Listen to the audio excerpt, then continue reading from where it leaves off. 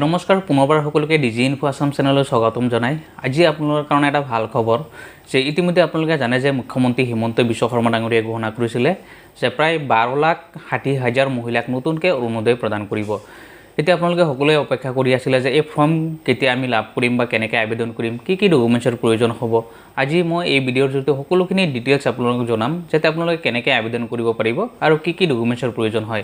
কাৰণ ইতিমধ্যে 15 আগষ্ট আছে, আপোনালোকে 15 আগষ্টৰ পৰা আপোনালোকে অৰুণোদয় 3.0 কাৰণে আপোনালোকে আবেদন কৰিব পাৰিব। গতিকে আপোনালোকে এই সকলোখিনি আজি মই এই ভিডিঅ'ৰ জৰিয়তে জনাম। গতিকে আপোনালোকে ভিডিঅ'টো সম্পূৰ্ণকৈ চাব। তাৰ লগতে যদি আপোনালোকে নতুনকৈ চাই আছে তেতিয়াহ'লে চেনেলটো ছাবস্ক্ৰাইব কৰি ভিডিঅ'টো লাইক আৰু এটা শ্বেয়াৰ কৰি দিব।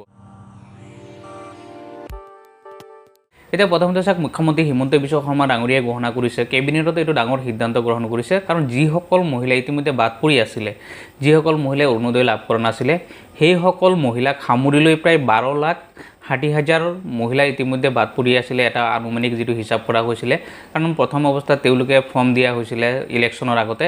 সেই ইলেকশ্যনৰ আগত যিটো ফৰ্ম দিয়া হৈছিলে সেই হিচাপত তেওঁলোকে এটা আনুমানিক হিচাপ এটা কৰিলে। হিচাপ কৰাৰ পিছত প্ৰায় 12 পৰা 13 লাখ মানুহ ইতিমধ্যে বাদ পৰি আছিলে অৰুণোদয় আঁচনিৰ পৰা। গতিকে এই সকলোখিনি মানুহক সামৰি লৈ এতিয়া চাওক 12,60,000 মহিলাক এতিয়া নতুনকৈ অৰুণোদয় দিব। এতিয়া প্ৰত্যেক সমষ্টিত যদি আপোনালোকে চায়, এতিয়া প্ৰত্যেক সমষ্টিত প্ৰায় 10,000কৈ মহিলাই এই অৰুণোদয় আঁচনি লাভ কৰিব।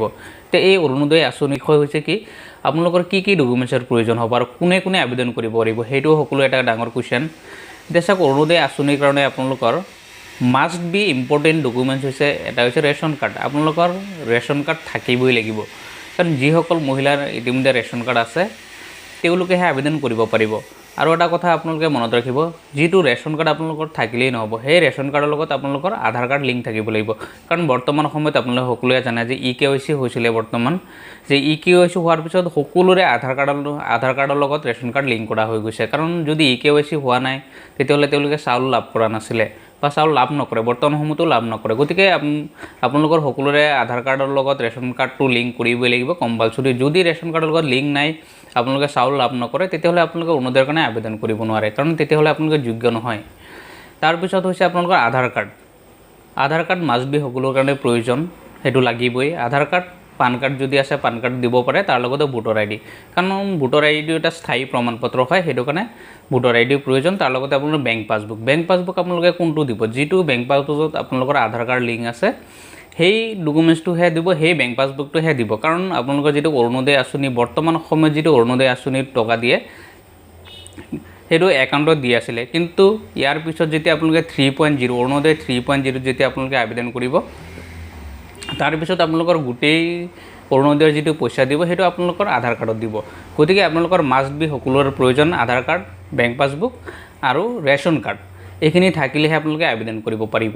এতিয়া সকলো এটা কুৱেশ্যন হৈছে, ফৰ্ম আমি ক'ৰ পৰা পাম বা কেনেকৈ পাম, আমি কেনেদৰে আবেদন কৰিম।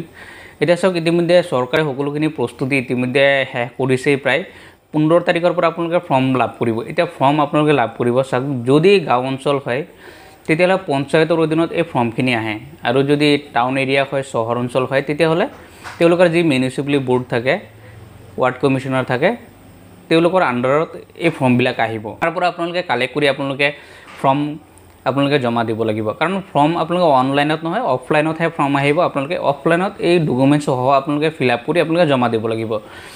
তাৰপিছত আপোনালোকে এটা ইম্পৰ্টেণ্ট কথা এটা আপোনালোকে মনত ৰাখিব, কাৰণ ফৰ্মসমূহ চাওক পঞ্চায়তৰ অধীনতে হওক বা মিউনিচিপালিটি বৰ্ড হওক বা ৱাৰ্ড কমিশ্যনাৰ আণ্ডাৰতে আহক, কিন্তু তাত আপোনালোকে এটা কথা মনত ৰাখিব, কাৰণ যিখিনি দলীয় মানুহ আচলতে থাকে, যিখিনি তাৰ লগত জড়িত হৈ আছে, আচলতে তেওঁলোকৰ ওপৰতহে এইবিলাক সম্পূৰ্ণখিনি ডিপেণ্ড কৰিব। কাৰণ যিখিনি প্ৰতিনিধি থাকে, চাওক, যিখিনি আজি চৰকাৰৰ লগত যিখিনি জড়িত হৈ আছে মানুহ, তেওঁলোকৰ যিখিনি দলীয় মানুহ আছে, আচলতে সেই দলীয় মানুহৰ ওপৰতে ডিপেণ্ড কৰে এইবিলাক ফৰ্ম, কাৰণ অৰুণোদয় আঁচনিটো।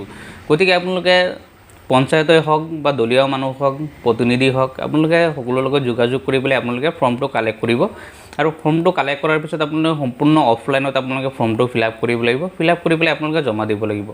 জমা দিয়াৰ পিছতহে আপোনালোকে অৰুণোদয় আঁচনি লাভ কৰিব। তাৰপিছত এটা কথা আপোনালোকে ইম্পৰ্টেণ্ট কথা এটা, কাৰণ অৰুণোদয় আঁচনি 3.0ত পুৰণা হওক বা নতুন হওক সকলোৱে আবেদন কৰিব লাগিব। কাৰণ যিসকলে ইতিমধ্যে অৰুণোদয় আঁচনি লাভ কৰি আছিলে তেওঁলোকে আবেদন কৰিব লাগিব। তেওঁলোকে কি আবেদন কৰিব লাগিব? চাওক, প্ৰথম অৱস্থাত যেতিয়া আবেদন কৰা হৈছিলে তেতিয়া ৰেচন কাৰ্ড দিয়া হোৱা নাছিলে, তাত আধাৰ কাৰ্ড, ভোটাৰ আইডি বা পান কাৰ্ড, বেংক পাছবুক দিয়ে আবেদন কৰা হৈ গৈছিলে। কিন্তু বৰ্তমান সময়ত ৰেচন কাৰ্ডৰ লগত সম্পূৰ্ণ অৰুণোদয়ৰ যিটো আঁচনি আছে, আঁচনিটো তাত লিংক কৰা হ'ব, কাৰণ আধাৰ কাৰ্ডৰ লগত ৰেচন কাৰ্ডটো লিংক হৈ আছে। তাৰপিছত যি অৰুণোদয়ৰ যিটো আইডি আছে বা অৰুণোদয় আঁচনি যিটো হ'ব সেইটো ইয়াৰ লগত লিংক কৰা হ'ব। গতিকে অৰুণোদয় আঁচনিত 3.0 যিটো ফৰ্ম আহিব, এই ফৰ্মটোত পুৰণাসকলে যিটো টকা পাই আছে বৰ্তমান, তেওঁলোকে আবেদন কৰিব লাগিব। কাৰণ তেওঁলোকে আবেদন কৰাৰ পিছত তেওঁলোকে টকা পাই থাকিব, কিন্তু যিসকল নতুনকৈ তেওঁলোকে আবেদন কৰিব তেওঁলোকে ফেব্ৰুৱাৰী মাহৰ পৰাহে তেওঁলোকে টকা লাভ কৰিব। কিন্তু টকা পাওক বা নাপাওক, যিসকল পুৰণা আছে এই পুৰণাসকলে সেইটো কাৰণে তেওঁলোকে আবেদন কৰিবই লাগিব।